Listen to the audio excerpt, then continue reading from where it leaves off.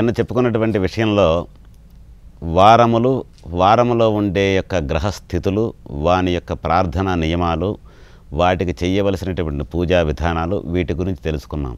తత్సమానంగా గ్రహ సంబంధమైనటువంటి విషయమే కాకుండా ఈ గ్రహాలు అనేవి వారానికి తగ్గట్టుగా వారాధిపతులై ఉంటూ ఈ వారంలో దైవాధిపత్యమైనటువంటి దైవ ప్రార్థనలు కూడా ఏ ప్రకారం చేయాలో తెలియజేస్తూ ఉంటుంది ధర్మశాస్త్రం అనేది. ఎట్లాగంటే ఇందాక సూర్యనారాయణమూర్తికి ఆదివారం నాడు ఈ విధంగా చేస్తారు అని చెప్పి అనుకున్నాం. అది గ్రహస్వరూపమైనటువంటి సౌర కుటుంబంలో ఉండే గ్రహాలకి మన పూర్వులు చెప్పినట్టుగా ఈ ప్రకారంగా వేదపూర్వకంగా కానీ పురాణోక్తంగా కానీ శ్లోక రూపంలో కానీ వాళ్ళ యొక్క ధ్యానాలు చేయటమే. అదేవిధంగా స్వామివారంటే భగవత్ స్వరూపమైనటువంటి గ్రహాలే కాకుండా సాక్షాత్తు భగవంతునికి ఏ ప్రకారం పూజ చేయాలి. సోమవారం ఉన్నాడు పరమేశ్వరుడు, శితికంఠుడైనటువంటి పార్వతీ పరమేశ్వరుడికి ప్రతి సోమవారం నాడు తన ఇంట్లో కానీ అవకాశం ఉంటే దేవాలయంలో కానీ స్వామివారి మీద కించిత్ క్షీరం కానీ లేదా ఉదకం కానీ, మహాశివరాత్రి నాడు మనం ఏ విధంగా అయితే అభిషేకాది కార్యక్రమాలు చేయాలి అని చెప్పిన సంకల్పించుకున్నామో ఆ ప్రకారంగానే మనస్సులో సంకల్పం అనుకొని కాసిని గంగ అంటే తీర్థాన్ని, గంగ తీర్థం అంటే నీటిని తీసుకువెళ్ళి స్వామివారి మీద పోసి ఆ తర్వాత అభిషేకం చేసినటువంటి ఆ జలాన్ని తన శిరస్సు మీద దల్లుకుంటే అపమృత్యు దోషము అనేది తప్పకుండా తొలగిపోతుంది. ఇక అపమృత్యు దోషము అనేసరికి ఏ విధంగా ఉంటుందయ్యా అంటే పరమేశ్వరుని యొక్క లీలా అనుగ్రహం ఏ ప్రకారం మనిషి మీద ఉంటుందయ్యా అంటే ఒక జ్యోతిష్ శాస్త్రంలో కానీ జీవితంలో కానీ మనిషి ఒక 100 సంవత్సరాలు బ్రతకాలని అని చెప్పిన ఆయుష్ ప్రమాణం జ్యోతిష్యకారులు కానీ జాతకంలో కానీ విధానంగా వాడికి ఆయుర్దాయం ఉంది అని అనుకుందాం అనుకోండి.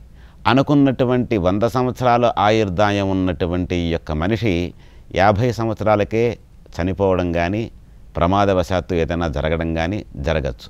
మరి అది ఏ విధంగా జరుగుతుందండి?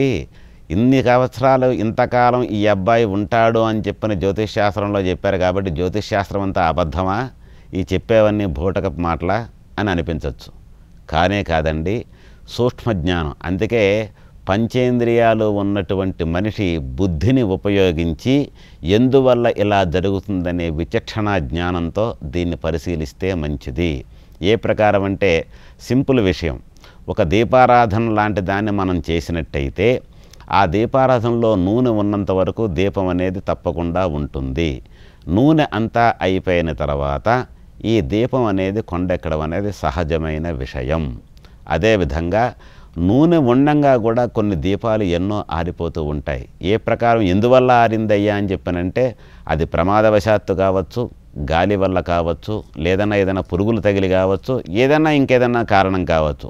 ఇది ఉదాహరణకి దీపం అనే మాట మనం చెప్పుకున్నాం. ఎందువల్లంటే ఈ ప్రకారంగా ఆ నూనె ఉండంగానే దీపం ఆరిపోయిందంటే అది మన పొరపాటు వల్ల తప్పు వల్ల జరుగుతుంది. కానీ దీపారాధన అలా ఉన్నప్పుడు దాని చుట్టూ మనం ఏ రకమైనటువంటి జాగ్రత్త తీసుకొని ఆ దీపాన్ని నూనె ఉన్నంత వరకు కాపాడుకుంటామో నూనె అయిపోయిన తర్వాత ఈ చుట్టూ ఉన్న గాజు పెంకు కూడా దాన్ని కాపాడలేదు. అదేవిధంగా మనిషికి ఆయుష్ ప్రమాణం ఇన్ని సంవత్సరాలు ఉంది అనుకున్నా సరే మధ్యలో అపమృత్యువు అనే దోషంతో, గండం అనే దోషంతో కానీ ఏదో రకమైనటువంటి ఇబ్బంది వల్ల మనిషి తన యొక్క శరీరాన్ని నుంచి ఆత్మని వేరు చేసే అవకాశం ఉంటుంది. కాబట్టి ఇలాంటి ప్రమాదాలు జరగకుండా మనిషిని రక్షించేదే వేదశాస్త్రము, వేదము. మంచి సద్బుద్ధి కలిగి మనకు శరీరానికి కానీ మన చుట్టుపక్కల వారికి కానీ మన యొక్క ఆరోగ్యానికి కానీ ఈ మనం చేసేటువంటి వేదం అనే శబ్ద తరంగాల వల్ల మీ అందరికీ శుభం చేకూరుతుంది అనటంలో ఏమాత్రం సందేహం లేదు.